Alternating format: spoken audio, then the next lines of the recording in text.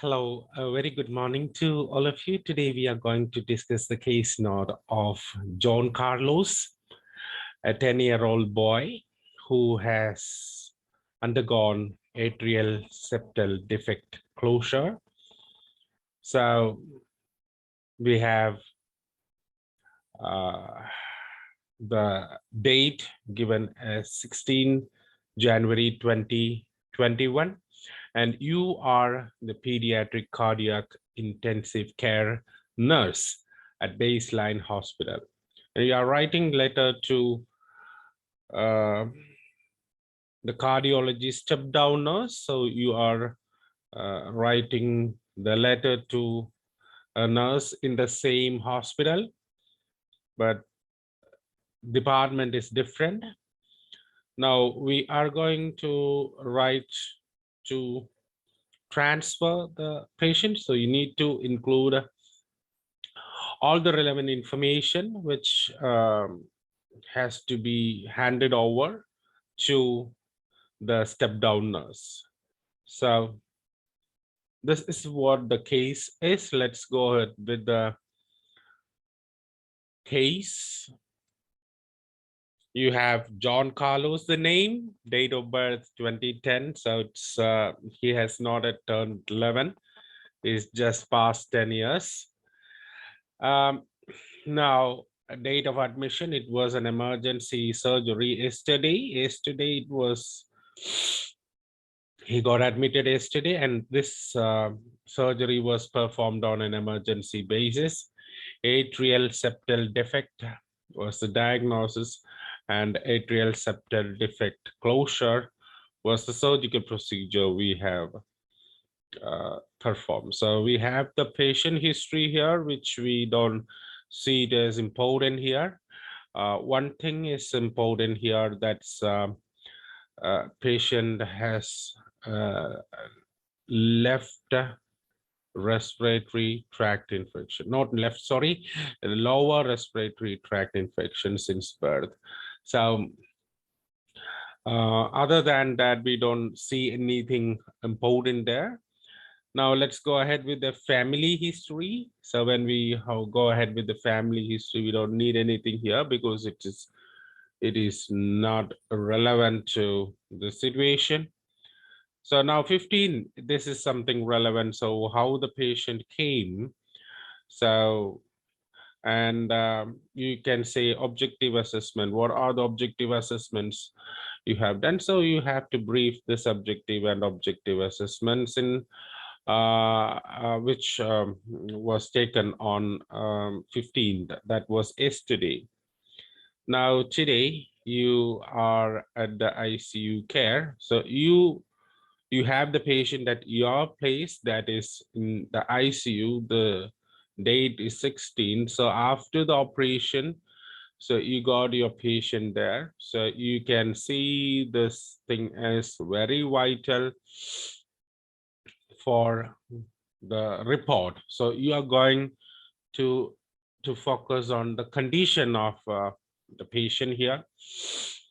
You can say the patient condition is stable. Then you can say there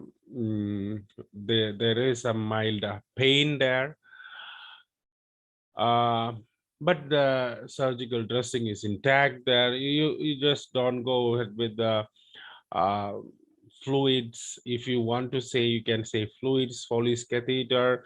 You have all these things. You can include, you can brief it. You have to report these things to the step down nurse. It's very relevant there. Now, what were the management plan here is when we are moving to the step down, what we have to see here. So let's go with the serious discussion here. Now we have said the patient is stable. We have to see that there is oxygen going on. You have to monitor the oxygen, and if you see that the saturation becomes 100%, you can stop it. You have said that Follies is online. Now we have to monitor the intake output cautiously.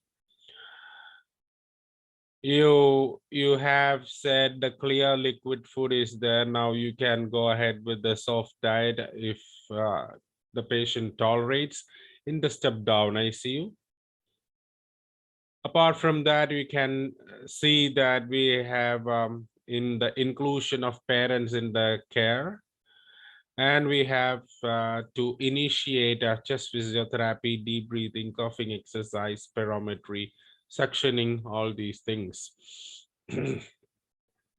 These things have to be initiated at the step down. So these two paragraphs are the most vital paragraphs here in the letter. So in addition to this data, we have to focus on the medications, which are the current medications for John. So this is also important. So these things are the focus of the letter. So please arrange it in order, make it attractive, present it in an attractive style. So this is the thing here. Now let's go ahead with the letter. Today is 16. So we have written 16 January 2021. You're writing to cardiology step down nurse. We have written as it is. Baseline Hospital, 19 Mary Street, New York. So that's written here. Dear nurse, address, reference John Carlos, date of birth 4 December 2010. So that's it. Now we are going ahead with the letter. Thank you for accepting John Carlos, who has undergone a corrective surgery for atrial septal defect. So the condition is clear. So which type of patient I am transferring to? So I am transferring the patient. It's a current procedure. I am transferring the patient to the step down ICU. So when you hand over the patient to the step down nurse, I need to say what kind of surgery has performed. So I've said the surgery was atrial septal defect. So now what he requires close monitoring and continuing care at your department. So that's what we have to say. So we don't have any abnormal requirement. We have only the normal requirement. So that's why we have presented the condition first and the requirements. And if you have anything, the requirement, if your requirement is important, then you would give the requirement the first and then give the condition there.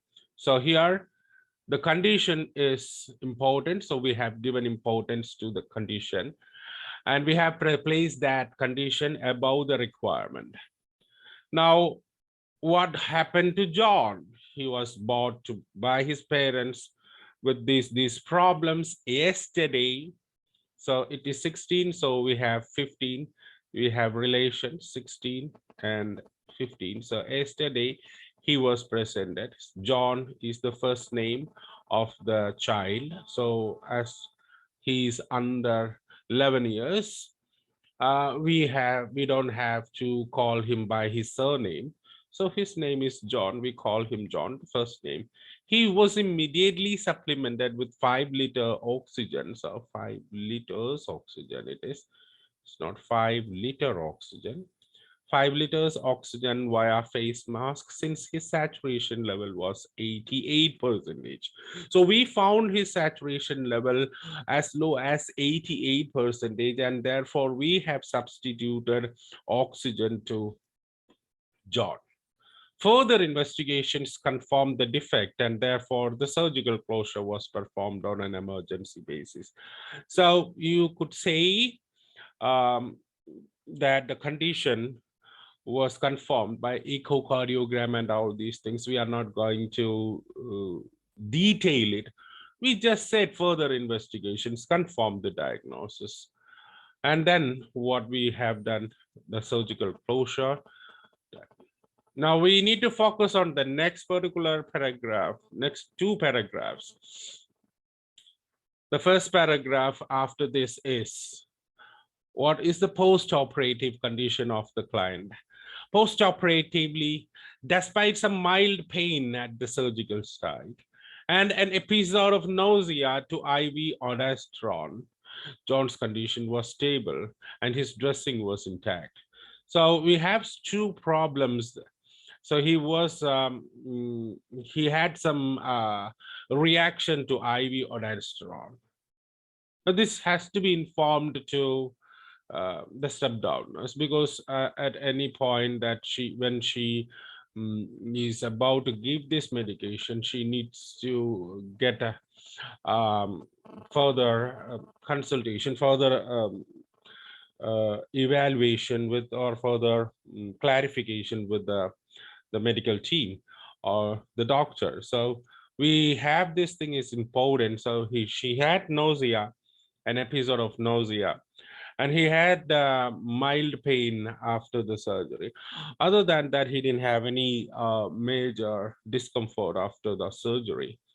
So after this 2-liter oxygen, so as per the priority we have given, so after the surgery, the patient had some pain, an episode of nausea. Other than that, the patient condition was stable. Now 2-liter oxygen.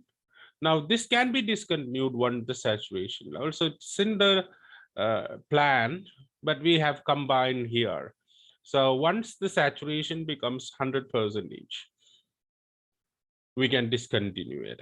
So I have combined those two data. It was in two places. So we can relate it and make it one sentence. His current medications include, so we have said after the surgery, oxygen.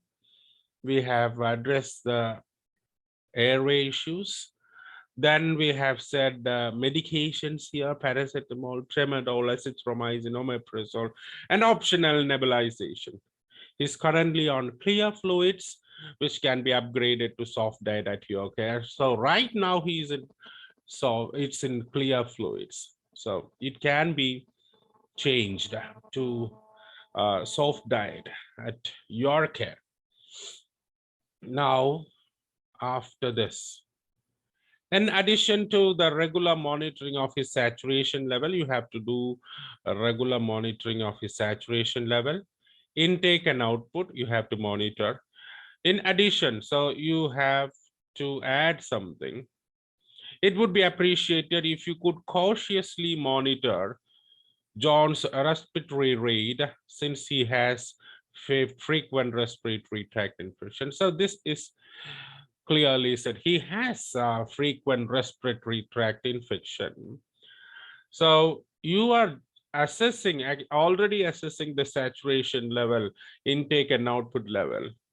So it would be highly appreciated if you could cautiously monitor his respiratory rate too.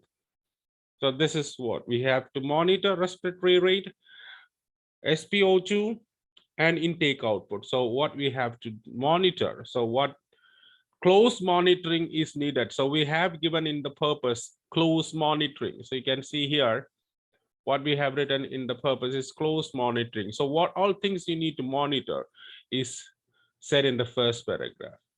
And continuing care. So what is the continuing care? So kindly make arrangements for chest physiotherapy, deep breathing, coughing exercise, suctioning, and spirometry. Please involve his parents in his personal care and nutrition. So this is what the continuing care. So this is the request which we have made to the step downers. We have said how he came, what were the background information, what circumstance for the surgery, and after the surgery, how the condition was and what medications he had taken. And then we are just transferring the patient to your care, and he needs some thing. One is monitoring and care. So that's what we have discussed here. So that is the end of this thing. So it's yours faithfully, nurse pediatric cardiac intensive care unit.